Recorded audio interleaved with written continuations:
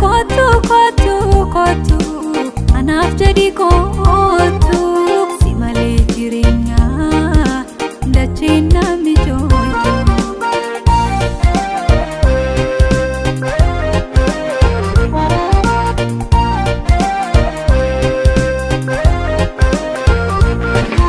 Hamaan dubbannee nama beekutti ati si beekta.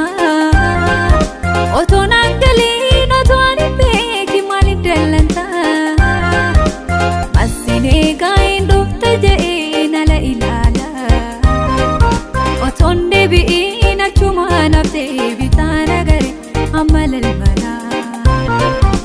Natti hin deebiin narraa fagaattee ta'an hin beekin natti mufattee. Anfiran qabuun ni beekta ture eenyuta nubsaa anoo si malee. Kotu kotu wallo kotu kotu kotu anaaf jedhi kotu si malee jireenya dachee namni jooytu.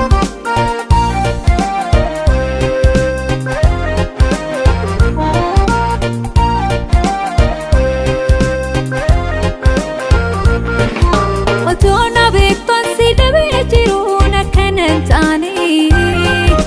Anumaan beekoo maan arginee deemu kee malee. Jaalala dhiibuun bargaarii miti maqaafuun tolu. Ni deemte je'ee wallolle je'ee orma todeessuun annatiin tolu.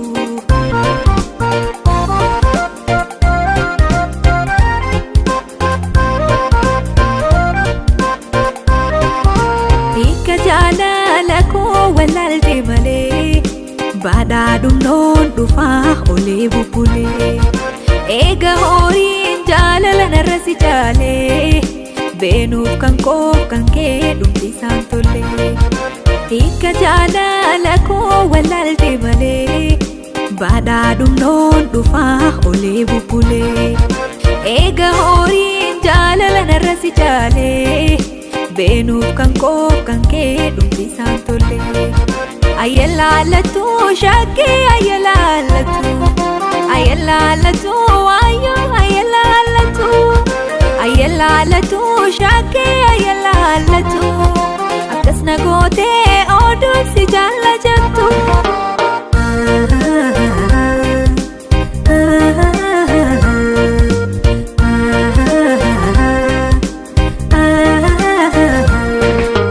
Kan si dinquu maqaa keettinan fira kootiin gargar bahee.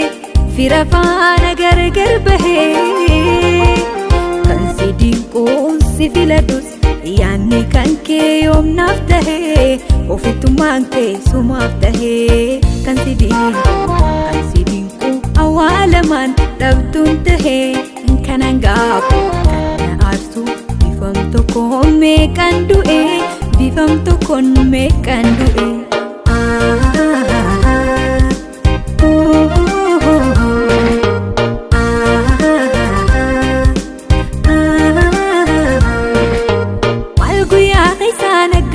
Amma meenaa himii sababni itti naannootti.